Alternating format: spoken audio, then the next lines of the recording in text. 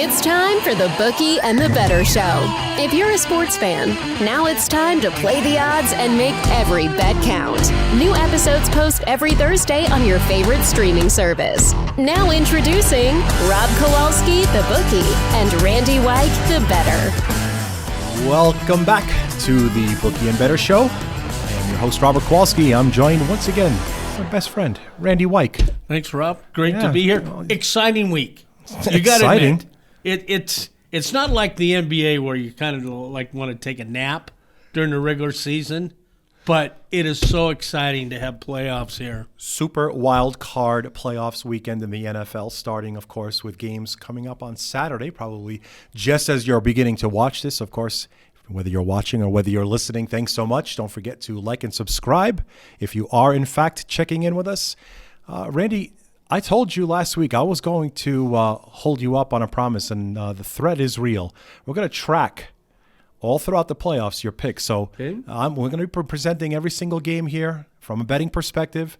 Gotcha. All of the playoff games. So it's your choice, side, total, or money line. It's completely up to you. A little bit of a different format here because I'd love to get a little bit of your input on these. Okay. Of course, our friend Nick Schulte, normally a guest of ours here as well. He's going to be absent from this one. So when he does return, when he makes his picks, obviously you're going to have a multiplier attached to your record since you're going to have to choose more games, especially here, all right, it being in wild card. I'm excited about this week, Rob. I really am. So, of course, we're going to get to this, but Randy, we have to spend a little bit of time here, and I'm going to, I can feel it already. I know exactly what direction you want to go in here. But boy, oh boy, have we seen some of the Mount Rushmore of head coaches of football, forget about pro or collegiate, step down. Of course, everyone knows if you've been following any level of sport, but Randy, your thoughts here. Nick Sabin stepping down as coach of Alabama, obviously a man that's had pretty much anything, all the accolades, all of the records are his, easily the greatest collegiate coach that we've ever seen, steps down. 72 years I think is about how young he is. Randy, thoughts here on the program and what happens next? Well, a shocker, obviously. Yeah. When you look now, and I kind of dissected everybody right now at least in the College Bowl. Of course. You're not a coach anymore. You need to be an administrator. And it's amazing to me, and I know everybody has their little black book if you're an athletic director, but it's amazing how these ADs are hiring that next coach 24 to 48 hours, especially legendary coaches at Alabama. Let's face it, Kalen DeBeer, I guess, took the job today. But I can't even use the words because obviously you got to come in there as a winner. And I don't mean going 8-4. No. So that's a tough task on anybody. I know he did a great job at Washington, but to have somebody at that level, like you said, he's an icon. Yeah. To step down, and I see they had a mass exodus of players today, at least wanting to get the transfer portal. It's a shocker, and you don't know where does Alabama go from here. Now, I know, Texas and all these teams now really vying for take over that Alabama spot, and I think that's why Sarkisian didn't leave. So it's sad, and you got to admit, the players he's had, it's amazing. So I'm going to obviously put this on a tee for you because you've been chiming in on this pretty much for the last, 8 weeks or so. Could it just be Sabin looking at what's going to happen next year? We got an expanded playoff system, we've got NIL, we've got transfer portals, a.k.a. free agency. Maybe he just it's just a little bit too much for me at this point. Well, and again, back to the administrative position. I can't even imagine with this NIL and all of that stuff going on. When you're 72 years old, hell, I'm 64 and I don't think I can do it. At 72 years old, that takes a lot out of you. It's not just about X's and O's now. And I always get flustered and a little upset because I like that hands-on coach, and Sabin was. But all these other things now that really has come into the college athletics with the NIL and the transfer portal, I can't even imagine how tough. I heard him say yesterday on the news that, he goes to bed at 10 or 11 and he's back sometimes at 4 in the morning. Yep. Let's face it, you do that for a few years, that's going to take a toll on you. How about a couple of decades? Yeah. And so, well, I think it's tougher now with the NIL and transfer. And that's basically where I want to go ahead and punctuate, at least from Nick Saban's and collegiate sports perspective. Randy, I know you don't like it. I know you don't like this change, but it's basically evolve or die. That's the only way you look at it now. And there's an evolution happening in collegiate sports. We saw it happening. And now it's getting bigger and bigger and bigger. Well, I think the parity thing will even come into more play next year when you have 12 teams going into the playoff scenario. So it's exciting on one hand, but if you're the coach, it's not exciting anymore. No, it's not. It's only more challenging. Yes. Speaking of more challenging, see if you could go ahead and find yourself a head coach in the NFL. I don't know. How about someone named Bill Belichick, who clearly, of course, has had enough. Looks like it was all done. Everything is copacetic between him and Kraft, so he stepped away.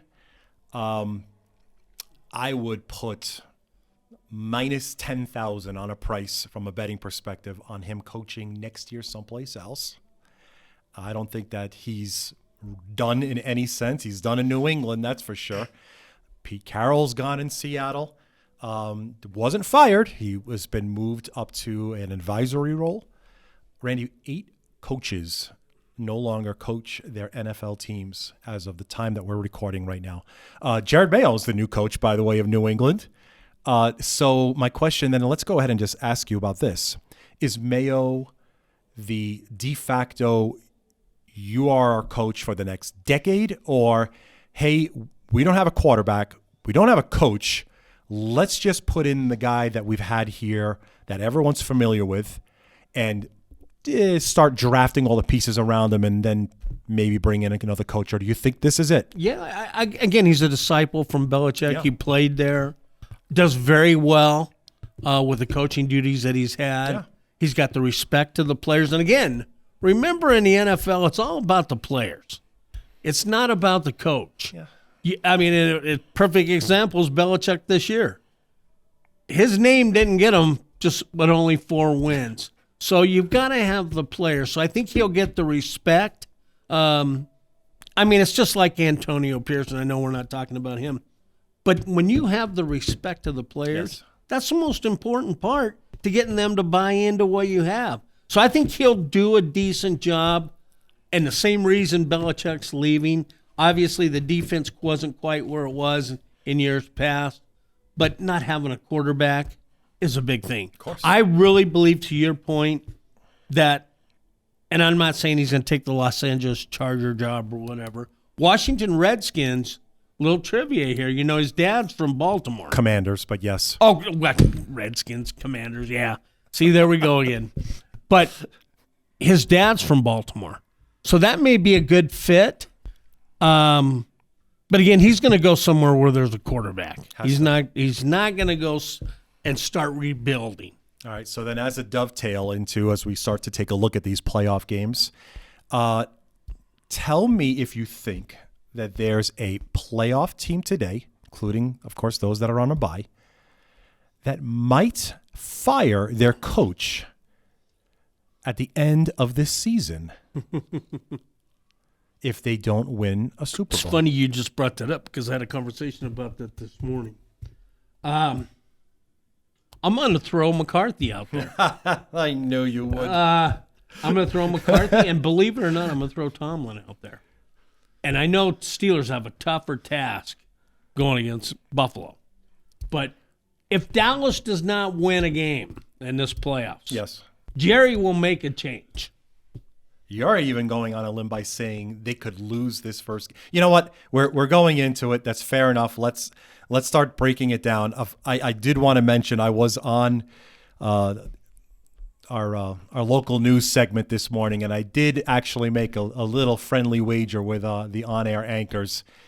saying that if the Dallas Cowboys made it to the Super Bowl, not win, they make it into the Super Bowl, that next week I'm coming in full cowboyed out. That a baby. The works. That a boy. The bolo, the hat, the boots, everything that I'll have a buckle the size of my fist, everything. Home field advantage. And again, Cowboys won't be able to play that last one if the Niners make it. But home field advantage will dictate how far they go. I feel pretty good about not having to buy a cowboy hat. All right, Randy. Saturday, the 13th of January, starts off our playoff selections. The Browns and the Texans. Houston with a home game here. Cleveland, we opened up as a 2.5-point favorite at the Book at Baldini's. Total right around 45. Right this very moment, Randy, it's a 2-point game. The total 44.5. Break it down for me. Well, Texans are night and day home and on the road. I think C.J. Stroud's going to play a great game. The question I have, which I've been asking everybody, how much longer before Flacco takes a dive? And no question, they got the defensive players with Myles Garrett and those guys on that side of the ball. But it's going to be rocking in Houston this weekend. And again, what Ryans has done over there is fabulous. Yeah. I really like the Texans' defense in this one to actually pull the upset. You are so actually, and it's funny, I wasn't going to spring this on you, but you've already done it. I was hoping to get a money line dog selection out of you, and we got it right out of the first box right over here. So, okay. This is going to be a great game. Cleveland, obviously, I don't want to say really saying that they're here on house money, but they sure didn't see this coming, at least in this fashion, with the number of quarterbacks that have played for them. I mean, it's been like this with every single NFL team this year, but Flacco, house money Flacco is what I called him pretty much the last month. You're taking Houston Texans on the money line here, so clearly you like him with the points. You like him so much you're going to have them win outright at home. It's kind of funny. Makes you wonder. Well, this very well could be a 23-21 game. I think the 44 number's right on that number. Okay. But again, you know my philosophy. Defense wins championships. And this is two great defensive teams. Okay. So, and again, if you look at it from the standpoint, home field advantage is worth 3 points. Okay. Are you honestly going to say, theoretically, that's what people say. So, are you going to tell me the Browns are 5-point favorites? With the exception of them coming home, I don't believe so. And then you've got to look at the Texans. They haven't played well. They're coming home and it will be rocking. It's going to be an exciting game and a great game to kick off Wild Card Weekend. Okay. You know, and even though he's not here, I have no problem with my recall. Nick Schulte clearly stated that the Cleveland Browns aren't not only going to win their next playoff game coming up, which is their first in many, many years, they're going to the AFC Championship, if I recall. So really? That's what he did say. He sat Is right Dan there. Marino going to be playing? He sat right there, right next to you. He chose the Cleveland Browns to the AFC Championship. Okay, well, we'll chat. So fair enough. You're on the books. Thank you. And by the way, I'm not going to stamp you on that total. I know you talked a bit being right on the number. Your position, number one, Houston Texans on the money line. On my little computer, I have it 22-17 Texans, but 23-21, right on the number, somewhere in that ball. I love your little computer, by the way. Yeah. Next up, the Miami Dolphins at the Kansas City Chiefs. Kansas City opened up 4, got up to 4.5. Randy, this total kind of a little bit everywhere. 43, some 44s, got high as 45. But Randy, boy, it's going to be cold. Minus 20 to minus 30 with the wind chill? I don't know. It's at this point, it's unbearable to even think about. But what does weather actually do, especially winter weather of this type, to a football player? Well, I don't know. From down in the trenches, probably not much. Unless it's super slippery. We know it's going to be cold. Whether it's going to be windy, well, the wind's going to affect the kicking game. Randy, actually, the one that I'm really concerned about is traction. right? And so I'm looking at all these players that, need to get space, need to get open. I mean, Tyreek Hill's one of the fastest players we've ever seen. Randy, I think everything's going to have to come down to what happens the morning of when they do that walkthrough. There's going to be whoever's going to be the master of the cleats is going to win this game. Correct me if I'm wrong. No, I think that's true. And again, the passing game, I think is going to be a little weaker. And again, here is the dilemma that I have. The Dolphins may have the better running attack, and I know Mostert's back. Because let's face it, the passing game is going to have some problems with this wind chill, the wind. Dolphins coming from Miami, where they're playing 8-9 games in the great sunshine state of Florida, to have to go to this. Chiefs haven't played well the last few weeks. They're not the same team as they were last year. The thing I really see here is the under, because I think they're going to have to run the ball. And again, back to your point, the fastest guys on turf, are they going to be able to cut? Tyreek, with his injury, he's still getting over that. Will he be able to cut? It's one thing to say you can run straight down the field, but those are going to be key factors. And I think the other thing is Miami can't get behind. So if they get behind with these injuries right now, and Chris Jones, he's a bad man.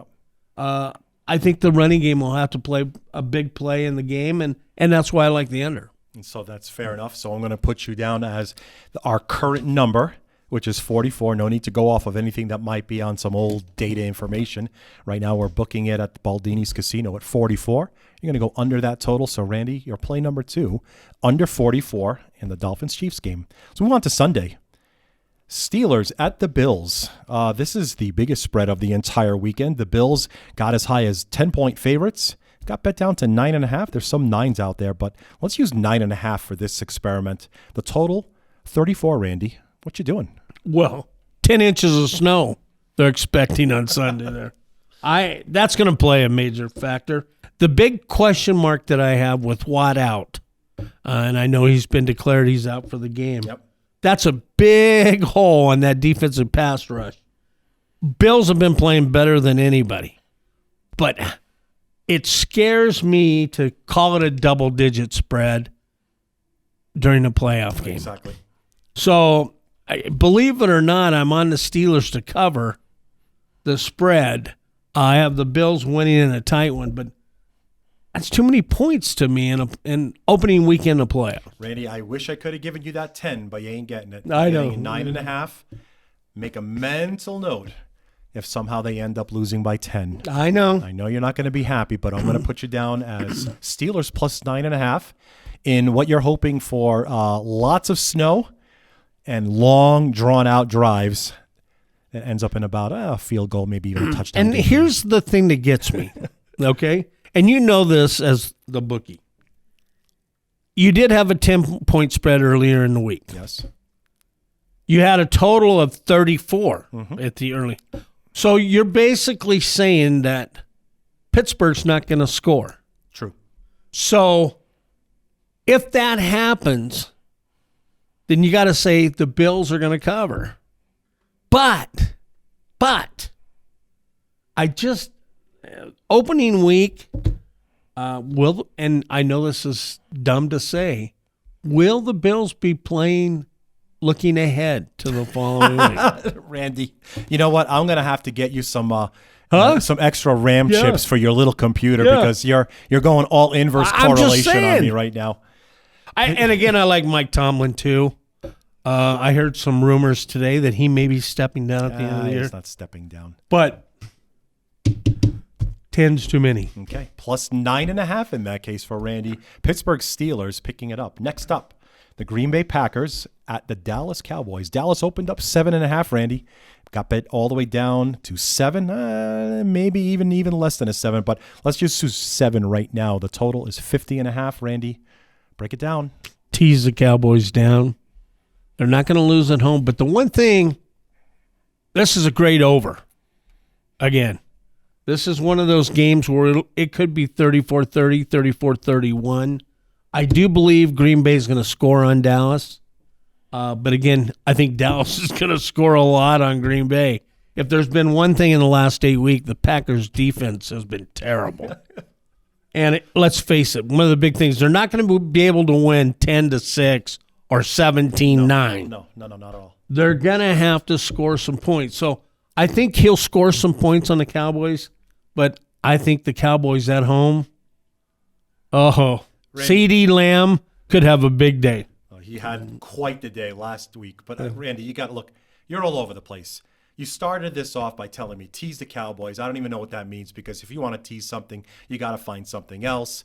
I don't know what you're doing with the total. Now you're calling I'm going over. I'm going over on the total. It's going to be 34-30, 34-31. Take that to the bank. And Cowboys will win. But again, 7.5 in these playoff games scare me. 7. So why don't you take Green Bay? I'm just throwing it out there. I'm not making your picks for you here. You know, folks, he's trying to trap me. I'm not trapping anything. He's trying to trap me. And I'm telling you right now, granted, if you tease him, you got to parlay him with somebody else. But take the over. All right. So I heard the proverbial Mount Rushmore phrase of take it to the bank. Yes. On the over. So I'm putting the gold stamp on the over. I don't like wild card games with 7 or more points. I just don't. That's me. But you're not taking Green Bay plus 7. I'm not going to take Green Bay plus 7. Okay. Confusing, but sure. and the only reason is what I said earlier. I think they can put some points up, but the Cowboys may score 48. All right, Randy. I really wanted to. I know you're trying to trap. He's trying to trap me. I trap nothing. I present product. This is what bookies do. That's why a lot of people don't win money at the book because they trap you. What am I doing? Okay, Rams at the Detroit Lions. Randy, this one 3.5 is where we opened it, but it got bounced down to 3. And then there's a whole bunch of vig attached to it. Some -15, some -20s, some flats. For the better part, let's just go ahead and just say Lions 3, total the highest on the board for the entire weekend, 51.5, Randy. Well, this is another one of those games could be possible upset alert. Stafford has been playing very well. I think the Rams have done a terrific job in their last 8 games this year. But I just love this Lions and obviously with their coaching staff down to even Goff, who has done extremely well, and they're exciting. I mean, the 2-point try a couple of weeks ago with the illegal reporting. And again, we mentioned the Texans. It's going to be rocking in Houston. It's going to be rocking in Detroit, too. All those sad days on Thanksgiving watching the Lions lose. I think this is another game that you could, again, tease both sides on a parlay card. Because I think it's going to be a close game, and it could come down to a field goal at the end of the game to wins it. Randy, 18% of games fall on the 3. That's just the math that I've seen. Entrapment again from you bookies. I am asking you for a position. You cannot pass on this game. You have to either give me a side, a total, or a money line. I'm going to go Lions. And again, here I'm going Lions, even though I think it could end up in a field goal game. I have the Lions 34-28 in my computer. Okay, 34-28 it is. That's clearly over the total, but I'm not going to point that out since your players here are going to be on the Lions. And an interesting note, watch the first possession for both teams in this game. Yes. You may see 14 points on the first 2 possessions. So over the total? Yeah, I still think they'll bring it down, but it is going to go over. Lions -3 is your play. Yes. Not the over. No, the over too. And the over. Yes. Now, for the record, I did not coerce anything out of here. I'm simply getting information from this individual. Yes. Over and the Lions. Very good. Thank you, Randy. Last up is on Monday night. The Philadelphia Eagles, explain this to me. 8-0 to start off the season. They're playing a road game in Tampa. Opened as a 2-point favorite, went up to 2.5 after people started scratching their heads. And now here we are at 3, Randy. That's the number you got to play with the total 43.5 in Tampa.